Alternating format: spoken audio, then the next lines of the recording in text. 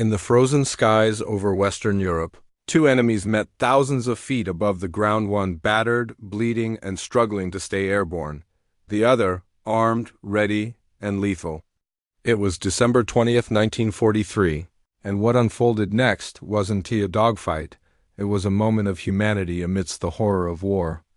This is the story of when a German Bf-109 pilot spared an American B-17 bomber and changed the lives of everyone involved forever. The American B-17 flying fortress named the Old Pub had just completed a bombing run over Bremen, Germany. But the mission had gone horribly wrong. The formation had been shredded by flak. Anti-aircraft shells tore into the sky like firecrackers, and the Old Pub was hit hard. One engine was out. Another sputtered. The nose was ripped open. Oxygen systems were failing, hydraulics gone. The tail gunner was dead. The rest of the crew, wounded, freezing, clinging to life, pushed the plane westward, praying to see England again. That's when Franz Stigler saw them. A decorated Luftwaffe ace, Stigler had already shot down 22 Allied planes. One more would bring him the Knight's Cross, Nazi Germany's highest military honor. As he took off from his airfield in a sleek Messerschmitt Bf-109, he was prepared to finish the job.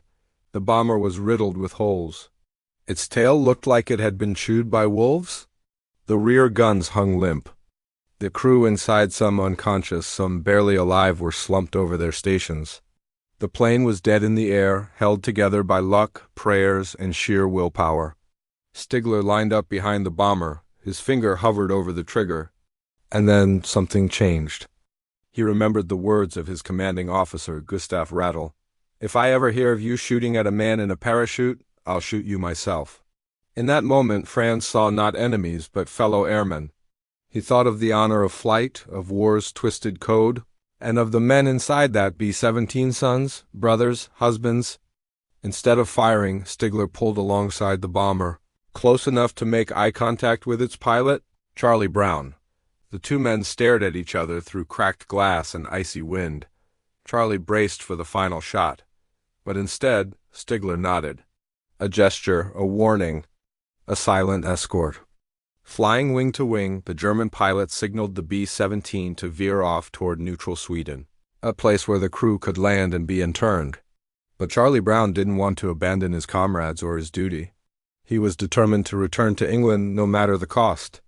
Understanding this, Stigler did something even more dangerous. He flew alongside the crippled B-17 over enemy territory, guiding it back toward the North Sea. He hoped to fool German flak batteries into thinking it was a friendly aircraft. For several perilous minutes, they flew together, an armed enemy shielding the helpless. Then, near the coast, Stigler saluted, banked his fighter, and vanished. Charlie Brown and his crew made it back. Somehow, the battered B-17 limped over the English Channel and crash-landed at an RAF base. All 10 men survived. Back in Germany, Stigler said nothing. What he had done could have earned him a court-martial or worse. For decades, the story was lost, just another moment swallowed by the war. But 50 years later, Charlie Brown set out to find the mysterious German pilot who had spared his life. It took years, but in 1990 he found Franz Stigler. When they met, they embraced like long-lost brothers. Two warriors who had shared a silent moment of mercy amid a sky filled with death. Their bond endured.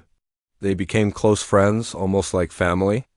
They visited each other often. They flew together once more, this time in peace. When Franz Stigler died in 2008, and Charlie Brown followed just a few months later, they were remembered not just as soldiers, but as symbols of something far greater. War brings out the worst in humanity, but sometimes in the midst of destruction, it reveals the very best. One act of compassion, a decision not to kill, echoed across generations. And perhaps, in that moment, high above a frozen Europe, one man reminded us all that, even in war, we still have a choice.